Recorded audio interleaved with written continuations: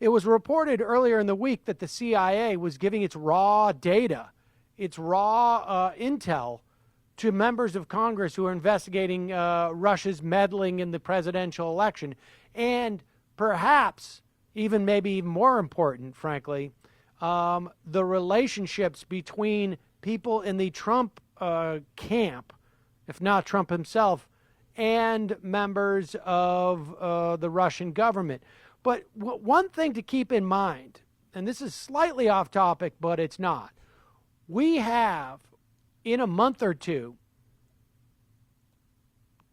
special elections, one in Montana. And in fact, this week, the Democrats found a candidate, a former folk singer who beat out the other Democrats, first-time politician. And in Georgia, one is filling Tom Price's seat, the other, the Secretary of Interior.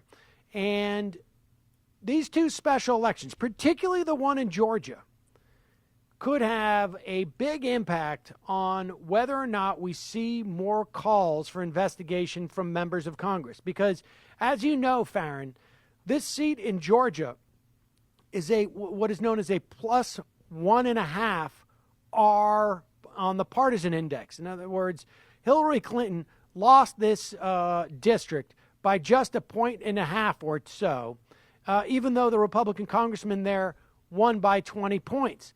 There are 23 congressional districts across the country where you have a Republican congressperson and Hillary Clinton had won.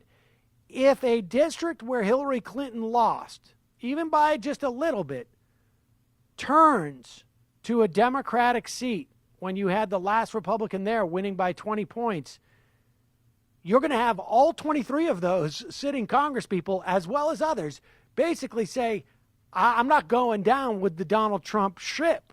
I'm abandoning that ship, and I'm going to start calling for things like investigations.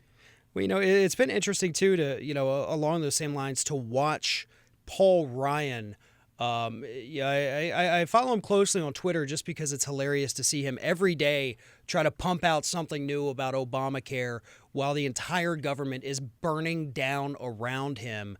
But there's a reason he's doing that. It's not just because of Obamacare. It's because he doesn't want to get roped into any of the insanity, basically, that is occurring with the Trump presidency. He is trying to do his own thing. He is trying to, distance himself, to not be involved, to not make a statement one way or the other about anything Donald Trump is doing, because when it comes back time to campaign, they can't hold that against him. Now, they can hold his voting record against him, absolutely. But he's doing his best to not say anything stupid to defend Trump or to anger Trump.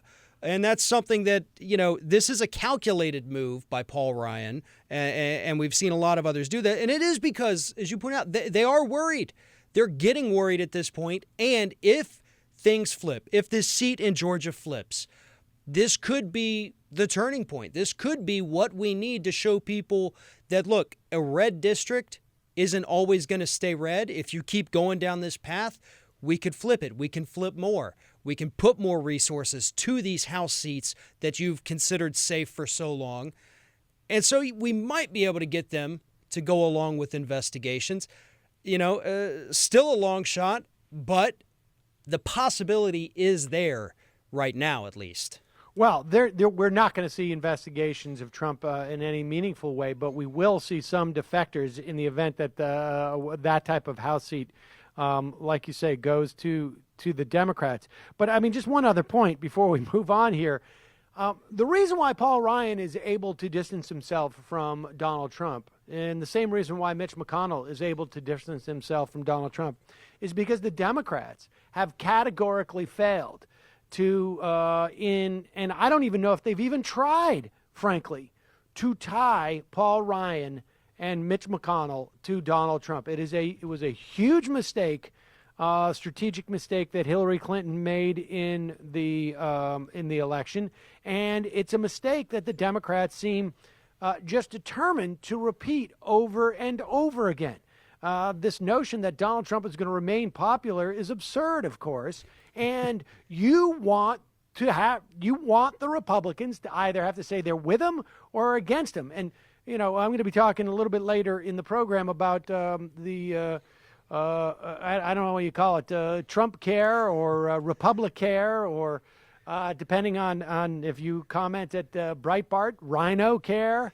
But we'll be talking about that. But that's another example of a place where you may see some cleavage and some cleave, I should say, with the Republicans and Donald Trump. But building upon that, though, if we want to talk about the fact that the Democrats are so inept, a perfect example is a couple weeks ago when Rand Paul came out and said, well, it doesn't make much sense for Republicans to investigate Republicans.